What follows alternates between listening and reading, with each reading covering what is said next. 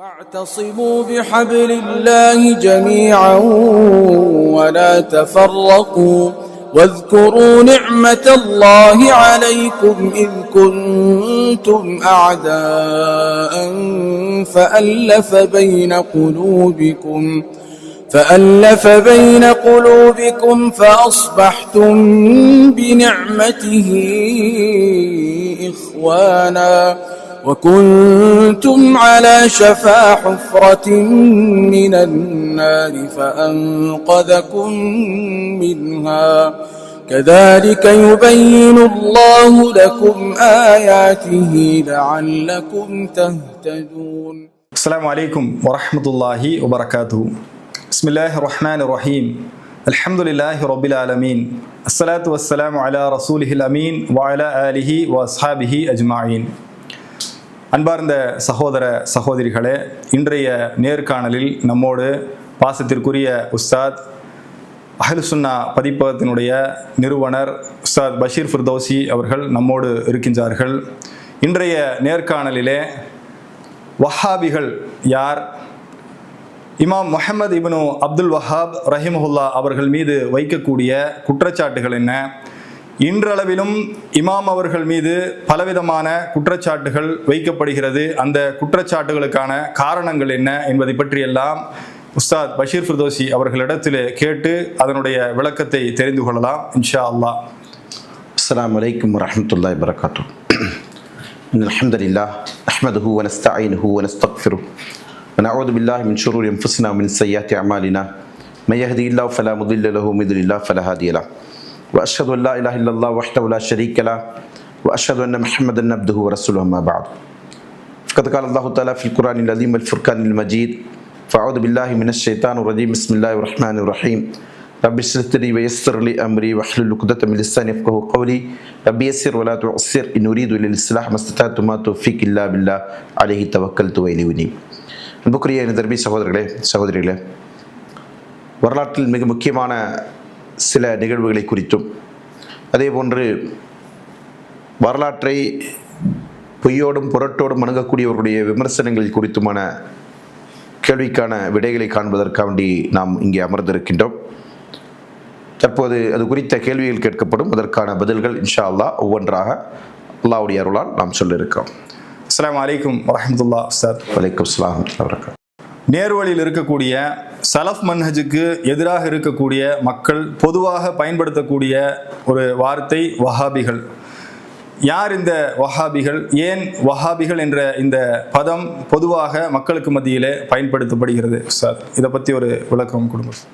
வஹாபிகள் என்கிற ஒரு சொல் வரலாற்றில் 2ஆம் நூற்றாண்டில் இபாலியா என்கிற பிரிவை சார்ந்த ஷியாக்களை கூட்டத்தை சார்ந்த இபாலியாக்கள் என்று சொல்லக்கூடிய ஒருவருக்கு சொல்லப்பட்ட பேர். காரணம், அந்த வஹாப் பின் அப்துல் ரஹ்மான் ருஸ்தும் என்று சொல்லக்கூடிய ஒருவர், அவர்தான் இபாலியா என்கிற அந்த குழுவை தோற்றுவித்தவர்.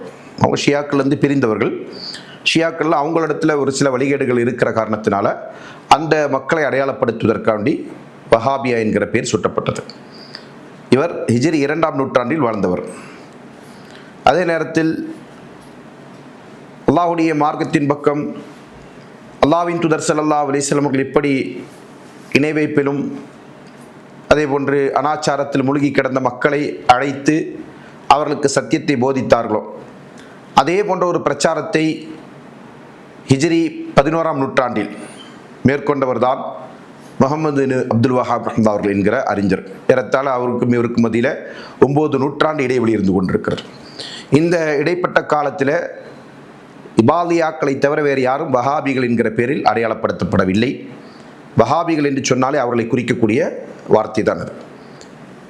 ஆனால் முஹம்மது பின் அப்துல் வஹாப் ரஹ்மத்துல்லாஹி அவர்கள் குர்ஆனையும் சுன்னாவையும் பின்பற்றி முஸ்லிம் சமுதாயம் வாழ வேண்டும், அல்லாஹ்விற்கு இணையாக மரணித்தவர்களை, அடையாள சின்னங்களை அல்லது புனிதமிக்க இடங்கள் என்று சொல்லக்கூடிய இடங்களை புனிதப்படுத்தி அவைகள் மூலம் அல்லாஹ்விற்கு இணை கற்பிக்கக்கூடாது, எந்த மாபாதக செயலை இணை வைப்பை அல்லாஹ்வின் தூதர்கள் ஒழித்து கட்டினார்களோ அதே அந்த வழிகேடுகளை மக்கள் பின்பற்ற ஆரம்பித்த போது அதற்கு எதிராக தௌஹீத் பிரச்சாரத்தை மேற்கொண்ட ஒரு அறிஞர் தான் இமாம் முஹம்மது பின் அப்துல் வஹாப் ரஹ்மத்துல்லாஹி அவர்கள்.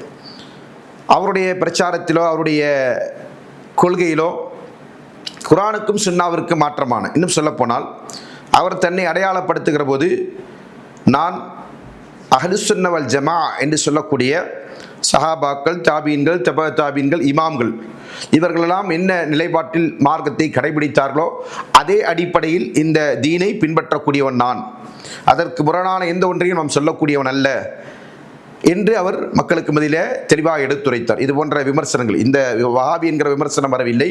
ஆனாலும் கூட அவர் புதுமையை சொல்லக்கூடியவர் என்கிற பிதத்வாதி என்கிற விமர்சனம் சில வழிகடர்களால் முன்வைக்கப்பட்டது. அதற்கு அவர் கொடுத்த விளக்கம் என்னன்னு சொன்னால், நான் நேர்வழியில் இருந்த சத்திய சஹாபாக்கள், தாபீன்கள் என்ன கொள்கையில் இருந்தார்களோ அதே கொள்கையை பின்பற்றக்கூடியவன், அதே கொள்கையின்பால் மக்களை அழைப்பு விடுக்கக்கூடியவன் என்பதை சொன்னார்கள். இப்போது நம்ம ஒரு விஷயத்திற்கு, இந்த இருவேறு முரண்பட்ட கருத்தில் ஒரு முடிவான ஒரு விஷயத்திற்கு வர வேண்டும் என்று சொன்னால் அதற்கு நமக்கு ஒரு வழிகாட்டுதல் இருந்து கொண்டிருக்கிறது. ஒருவர் ஒரு பிரச்சாரத்தை மேற்கொள்கிறார் என்று அவர் மீது பழி சொல்லப்படுகிறது. அவர் நான் அப்படிப்பட்ட பிரச்சாரத்தை செய்யவில்லை என்று மறுக்கிறார். அப்படியானால் என்ன செய்ய வேண்டும்? அவர் அது போன்ற கருத்துக்களை முன்வைத்தார் என்பதற்கு அவருடைய பேச்சிலோ அல்லது அவருடைய எழுத்திலோ ஆதாரங்கள் காட்ட வேண்டும்.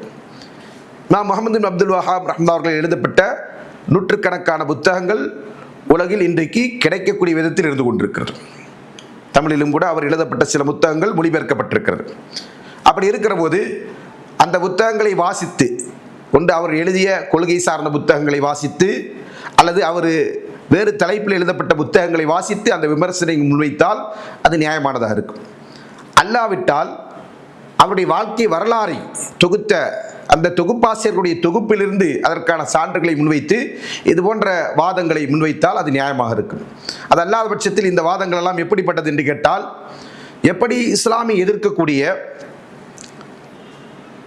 யூத கிறிஸ்தவர்கள் இஸ்லாத்தின் மீது பழி சொல்ல வேண்டும் என்பதற்காண்டி பொய்யான பல குற்றச்சாட்டுகளை சொல்கிறார்களோ அதற்கு அவர்களிடத்தில் ஆதாரம் இருக்குமா என்று கேட்டால் இருக்காது.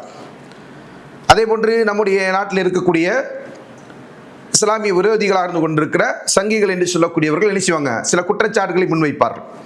அந்த குற்றச்சாட்டுகளும் எந்த அடிப்படையில் இருக்குன்னு சொன்னால் போகிற போக்கில் அப்படியே சொல்லக்கூடிய குற்றச்சாட்டுகளாக இருக்குமே தவிர குர்ஆனில் இருக்கிறது, ஹதீஸில் இருக்கிறது, நபி ஸல்லல்லாஹு அலைஹி வஸல்லம் வாழ்க்கை வரலாற்றில் இருக்கிறது என்று ஆதாரங்களை மேற்கொண்டு சொல்ல மாட்டார்கள். அப்படியான ஒரு விமர்சனம் தான் இந்த விமர்சனம் என்பதை, இந்த விமர்சனத்துடைய யதார்த்தத்தை அறிவதற்காண்டி அந்த வரலாறுகளை படிக்கின்ற எல்லாராலும் மிக தெளிவாக புரிந்து கொள்ள முடியும். ஆக இது முழுக்க முழுக்க ஒரு அபாண்டமான அவதூறான குற்றச்சாட்டு.